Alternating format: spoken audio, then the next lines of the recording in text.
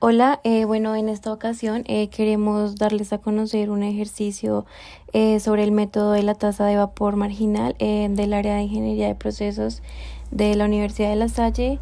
Y bueno, pues este grupo está conformado por mi compañero Ángel López, Wilson Herrera y quien les habla, Nuri López. Bueno, para este ejercicio tenemos una mezcla de 4 componentes, los cuales son metanol, etanol, propanol y N-butanol. Cada uno tiene una identificación como compuesto A, B, C y D.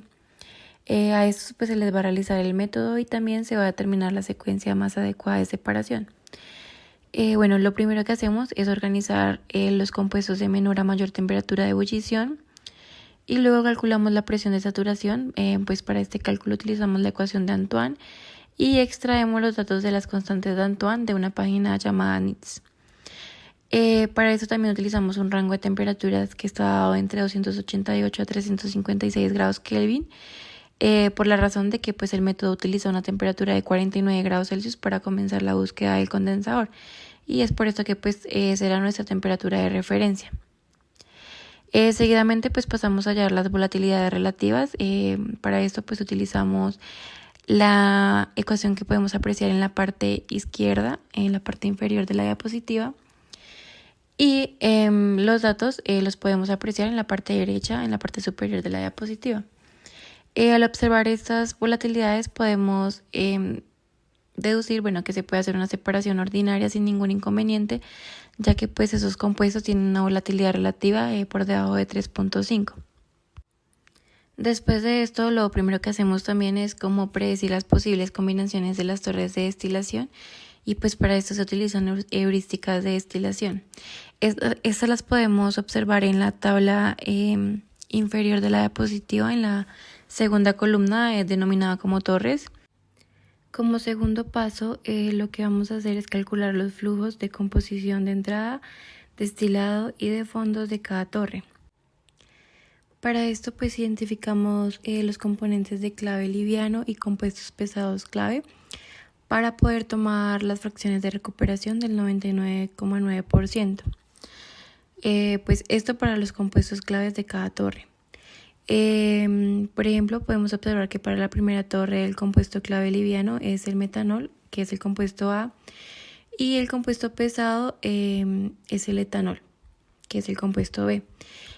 Para la segunda torre podemos evidenciar que pues el clave liviano es el etanol, que en este caso pues sería el compuesto B, y el compuesto pesado clave es el propanol, y así sucesivamente para las demás torres.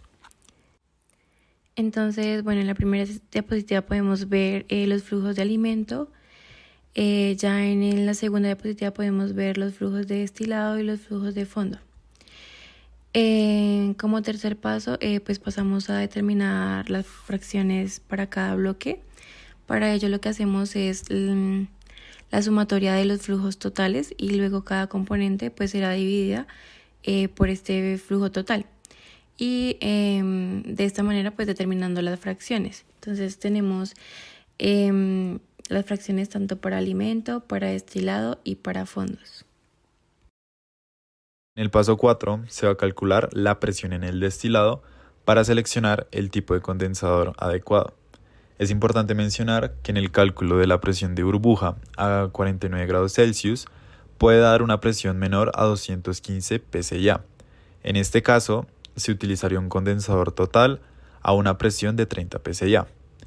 En la diapositiva se puede observar las diferentes configuraciones en la tabla, también las presiones de saturación, referente pues a cada componente, la temperatura de referencia de 322,15 Kelvin y el K sub I.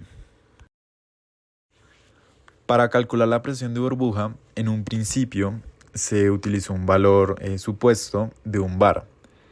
Este valor permitió calcular el K sub I, el cual es la presión de saturación sobre la presión de burbuja, y este K sub I se multiplicó por la fracción en el destilado de cada compuesto, dando así que la sumatoria debe dar un valor de 1.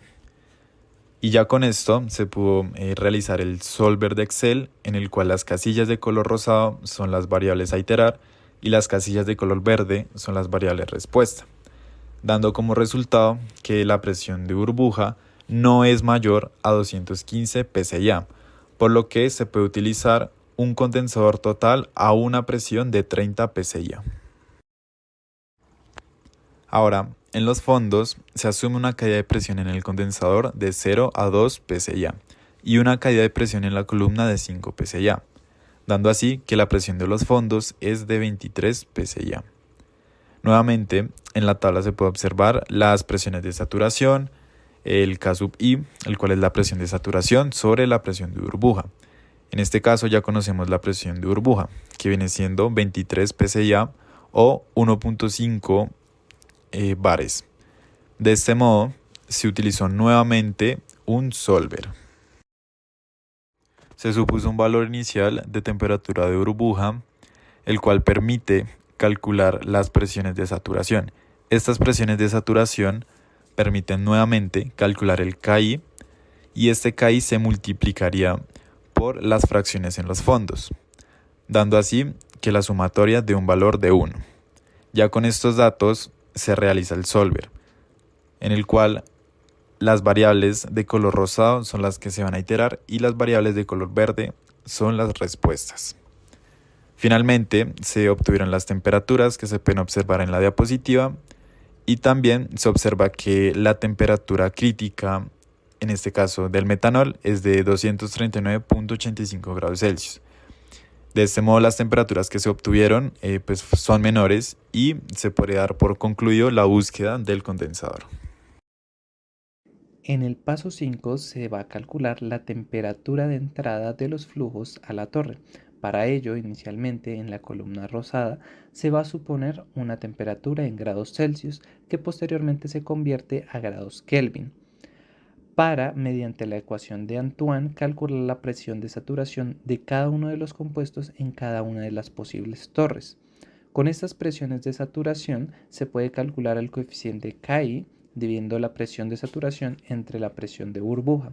La presión de burbuja se va a asumir como la presión en el destilado más 0.35 bares. Conociendo el coeficiente KI, este se multiplica por las fracciones de cada compuesto en el alimento. Al obtener estas multiplicaciones se realiza la sumatoria. Inicialmente esta sumatoria que se puede observar en la columna en verde no va a ser 1. Nuestro propósito es que dé 1.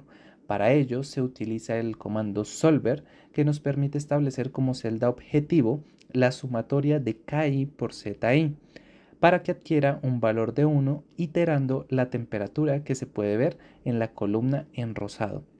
Esto nos va a permitir, mediante el solver y la iteración, alcanzar el valor de 1 y conocer la temperatura de burbuja o temperatura de entrada a las torres de destilación. A continuación, mediante la ecuación de Underwood, se va a calcular el coeficiente θ. Inicialmente se calcula la volatilidad relativa mediante la ecuación que divide la presión de saturación de cada compuesto entre la presión de saturación del clave pesado. En la columna rosada se puede observar que se supone un valor para θ que debe estar entre las volatilidades del clave liviano y el clave pesado. A continuación se programa la ecuación de Underwood y el objetivo es que la sumatoria dé 0, ya que estamos asumiendo que nuestro flujo de alimento se encuentra a la temperatura del punto de burbuja. El valor de Q es igual a 1 y por tanto esta sumatoria se iguala a 0. Esto lo utilizamos mediante la herramienta de solver para, mediante la iteración del θ supuesto, alcanzar esta sumatoria de 0. Del paso anterior ya conocemos las volatilidades relativas y θ, y xi corresponde a la fracción de cada uno de los compuestos en el destilado, por lo que para conocer el reflujo mínimo basta con despejar esta variable de la ecuación que se observa en pantalla. Los resultados se pueden observar en la columna en color azul. Finalmente, para el paso 6, 7 y 8, una vez calculado el reflujo mínimo mediante la ecuación de Underwood, la usamos junto con el flujo en el destilado para calcular la tasa de vapor. Con este dato pues también se determina el vapor marginal de cada una de las columnas, valor que podemos observar en la parte derecha de la tabla. Bueno, pues este vapor marginal corresponde a cero para cuando son columnas que tienen solo dos compuestos, es decir, binarias, y la resta para cuando son los compuestos de interés menos los compuestos binarios. Seguidamente, pues se determina el vapor marginal para cada una de las secuencias, como lo podemos ver en la tabla que se muestra. Se obtiene pues la mejor secuencia de separación, la cual es la secuencia número 3, ya que tiene un menor vapor marginal, por lo cual sería la más óptima en el proceso de separación de los 4 componentes. Y a la derecha de la diapositiva tenemos el diagrama de bloques de dicha secuencia, en la cual se realiza la separación ordinaria de los compuestos, y pues es la que representa la configuración que presenta una menor tasa de vapor marginal. Bueno, a modo de conclusión, hay que recordar que pues un vapor marginal bajo se traduce en menores costos energéticos de operación, ya que pues en una torre de destilación se encuentra el condensador y el hervidor, y pues el hervidor se necesita vapor, lo que requiere pues un mayor costo energético al calentar y pues generar ese vapor. Al final, entre los aspectos más relevantes del método de vapor marginal, se destaca que es una buena medida de costo y es un método que se puede aplicar sin la necesidad de diseños completos de columnas y cálculos de costos.